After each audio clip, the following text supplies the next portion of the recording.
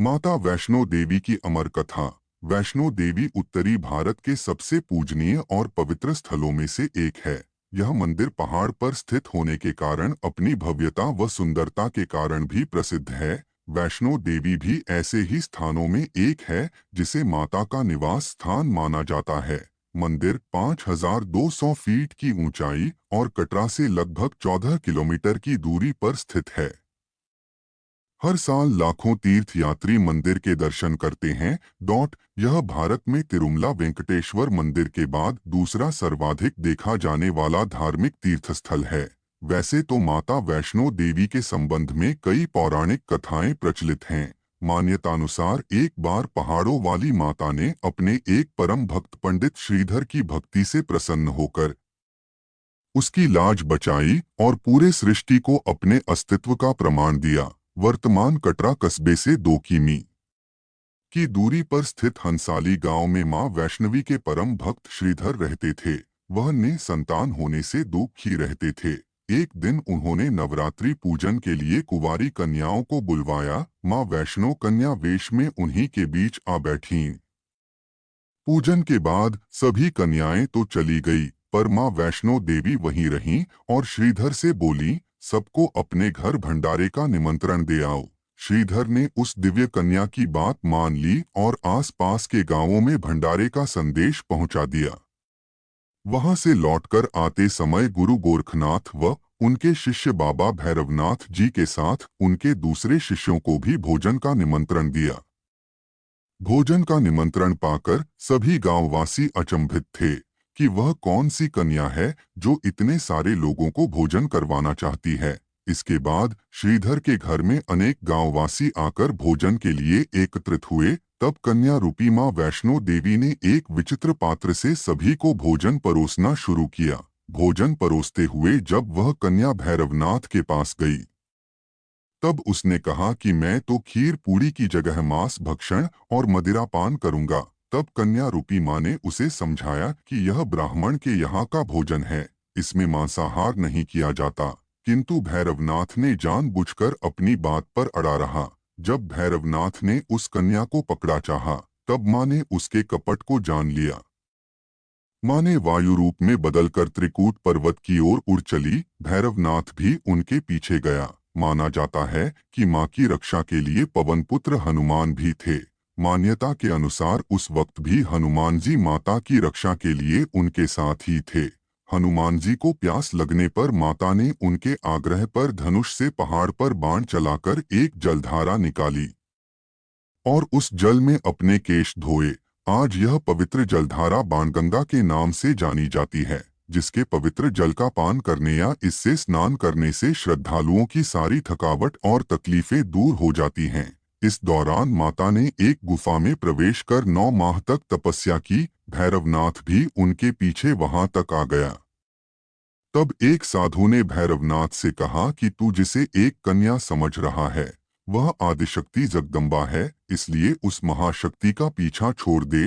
भैरवनाथ साधु की बात नहीं मानी। तब माता गुफा की दूसरी ओर से मार्ग बनाकर बाहर निकल गईं। यह गुफा आज भी अर्धकुमारी या आदिकुमारी या गर्भजून के नाम से प्रसिद्ध है। अर्धकुंवारी के पहले माता की चरण पादुका भी है। यह वह स्थान है जहां माता ने भागते भागते मुड़कर भैरवनाथ को देखा था। गुफा से बाहर निकलकर कन्या ने देवी का रूप धारण किया। माता ने भैरवनाथ को चेताया और वापस जाने को कहा। फिर भी वह नहीं माना। माता गुफा के भीतर चली गई। तब माता की रक्षा के लिए हनुमान जी ने गुफा के बाहर भैरव से युद्ध किया। भैरव ने फिर भी हार नहीं मानी। जब वीर हनुमान निढाल होने लगे, तब माता वैष्णवी ने महाकाली का रूप लेकर भैरवनाथ का संहार कर दिया। भैरवनाथ का सिर कटकर भवन से 8 किलोमीटर दूर त्रिकूट पर्वत की भैरव घाटी में गिरा। उस स्थान को भैरवनाथ के मंदिर के नाम से जाना जाता है, जिस स्थान पर मां वैष्णो देवी ने हठी भैरवनाथ का वध किया। वह स्थान पवित्र गुफा अथवा भवन के नाम से प्रसिद्ध है। इसी स्थान पर मां काली दाई, मां सरस्वती मध्य और मां लक्ष्मी बाएं पिंडी के रूप में गुफा में विराजित हैं। इन तीनों के सम्मिलित रूप को ही मां वैष्णो देवी का रूप कहा जाता है। इन 3 भव्य पिंडियों के साथ कुछ श्रद्धालु भक्तों व जम्मू कश्मीर के भूतपूर्व नरेशों द्वारा स्थापित मूर्तियां एवं यंत्र इत्यादि है।